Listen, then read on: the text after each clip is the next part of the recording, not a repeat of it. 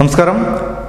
നമ്മുടെ രാജ്യത്തിനെതിരെ ബംഗ്ലാദേശിൽ നിന്നുള്ള ഭീഷണികൾ തുടരെ വരികയാണ്. ഇപ്പോൾ ഏറ്റവും ഒടുവിലായി ഡൽഹിയിലെത്തി ചെങ്കോട്ട കത്തിക്കുമെന്ന് ഒരു ബംഗ്ലാദേശി ഭീകരൻ പറഞ്ഞിരിക്കുകയാണ്. പീർ സാഹിബ് മുസ്താഖ് ഫൗസി എന്ന മത ഭീകരന്റെ ഭാഗത്തു നിന്നാണ് ഇത്തരത്തിലൊരു വീഡിയോ ഇപ്പോൾ പുറത്തിറങ്ങിയിരിക്കുന്നത്. ഈ വീഡിയോ ഇപ്പോൾ വൈറലായി കൊണ്ടിരിക്കുകയാണ്. MTV ബംഗ്ല എന്ന ചാനലാണ് ഈ ഒരു വീഡിയോ പുറത്തുവിട്ടിരിക്കുന്നത്. അതായത് ഇയാൾ പറയുന്നത് 14 കോടി ബംഗ്ലാദേശികളുണ്ട്, ഇവരുടെ 28 കോടി കൈകളെത്തി ചെങ്കോട്ട തകർക്കുമെന്നാണ് പറയുന്നത്.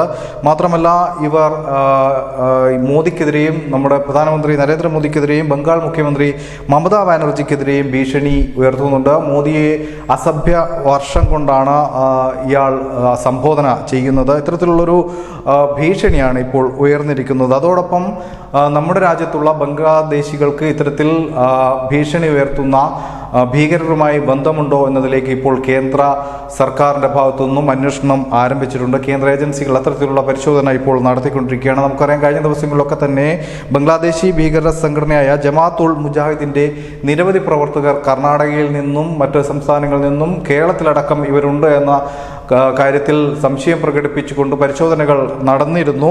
അതുകൊണ്ട് തന്നെ ഇത്തരം ഭീകരർക്ക് ഇവിടെ നിന്നും പിന്തുണ ലഭിക്കാനുള്ള സാധ്യതയും കേന്ദ്ര അന്വേഷണ ഏജൻസികൾ ഇപ്പോൾ പരിശോധിക്കുകയാണ്. എന്തായാലും ബംഗ്ലാദേശി ഭീകരരുടെ ഭീഷണി ഇപ്പോഴും തുടരുകയാണ്.